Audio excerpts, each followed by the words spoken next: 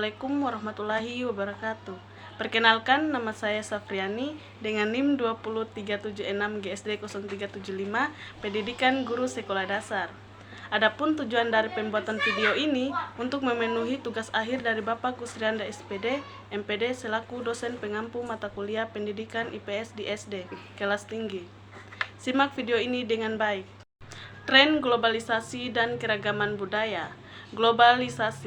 Globalisasi inti katanya adalah global, yang artinya bumi atau dunia. Globalisasi artinya suatu keadaan atau kondisi di mana isu dan masalah-masalah yang ada menyangkut berbagai bangsa dan negara atau bahkan seluruh dunia. Contoh-contoh masalah dan isu yang sifatnya global sebagai berikut. Yang pertama, krisis energi, baik persediaan kandungan minyak bumi yang tersisa, masalah harga maupun penelitian tentang sumber-sumber energi pengganti. Yang kedua, populasi yang meliputi seluruh lingkungan bumi seperti kerusakan hutan, pencemaran akibat industri, pencemaran udara sampai lapisan ozon yang semakin menipis. Ketiga, jurang antar negara kaya dan miskin dapat disebabkan oleh faktor-faktor seperti ketidaksetaraan ekonomi, kebijakan pemerintah, korupsi, dan perbedaan dalam akses terhadap pendidikan dan sumber daya. Hal ini bisa mengakibatkan perbedaan besar dalam tingkat kemakmuran dan kualitas antara negara. Keempat, komunikasi. Komunikasi merupakan proses pertukaran informasi antara individu dan kelompok. Faktor penting dalam komunikasi melibatkan penyampaian pesan dengan jelas, pemahaman yang baik, dan respon yang tepat. Kelima, kepadatan penduduk yang mendorong urbanisasi serta terjangkitnya penyakit-penyakit yang diakibatkan oleh kelaparan dan kemiskinan. Keenam, perdagangan obat terlarang. Kegiatan ilegal yang merugikan masyarakat, pemerintah, dan lembaga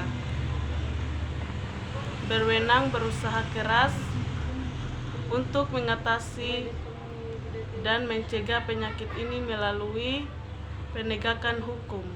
Keragaman budaya. Keanekaragaman budaya dapat diartikan sebagai suatu keadaan di mana suatu masyarakat memiliki lebih dari satu perangkat gagasan, tindakan, dan hasil karya. Faktor-faktor yang menghambat proses pembaruan antara lain. Yang pertama, kurang pengetahuan terhadap kebudayaan yang dihadapi. Yang kedua, sifat takut terhadap kekuatan dari kebudayaan lain atau inferioritas. Yang ketiga, memandang terlalu tinggi terhadap kebudayaan sendiri dan memandang rendah kebudayaan lain atau perasaan superioritas. Globalisasi dan keragaman budaya di Indonesia. Indonesia sebagai bagian dari masyarakat dunia merasakan gelombang globalisasi yang semakin lama semakin terasa menerpa segala segi kehidupan masyarakat, baik dalam bidang ekonomi, teknologi, politik, sosial, dan budaya. Masalah-masalah lingkungan dan pendidikan lingkungan. Konsep lingkungan hidup. Yang pertama, abiotik, kedua, biotik, ketiga, alam, keempat, sosial, dan kelima, budaya. Masalah-masalah hukum, ketertiban, dan kesadaran hukum. Masalah-masalah hukum. Masalah-masalah adalah berbagai permasalahan yang muncul sebagai akibat dari interaksi atau pergaulan manusia sebagai makhluk sosial. Ketertiban. Ketertiban adalah suatu keadaan yang menunjukkan adanya patokan, aturan, atau pedoman maupun petunjuk yang berlaku dan ditaati oleh setiap individu di dalam pergaulan antara pribadi atau golongan masyarakat. Kesadaran hukum.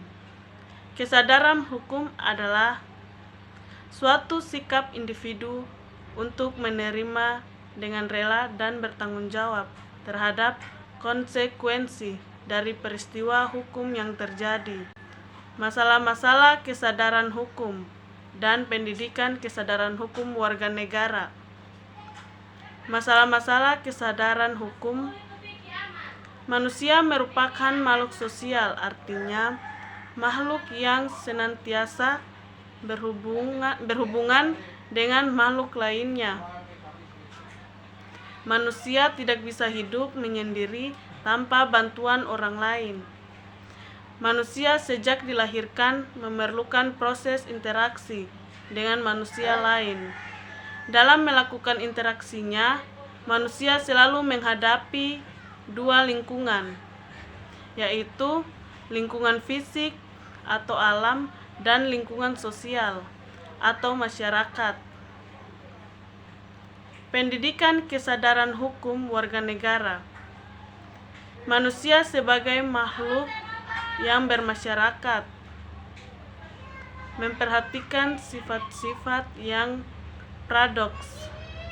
Sifat-sifat tersebut misalnya di satu pihak ia memiliki produk masyarakat, sedangkan di pihak lain ia juga menjadi prosedur masyarakat. Di satu pihak ia menjadi pengendali masyarakat, sedangkan di pihak lain ia merupakan objek yang dikendalikan masyarakat. Oke, itu tadi hasil presentasi saya. Lebih dan kurangnya mohon dimaafkan. Semoga materi ini dapat bermanfaat bagi teman-teman yang nonton. Wassalamualaikum warahmatullahi wabarakatuh.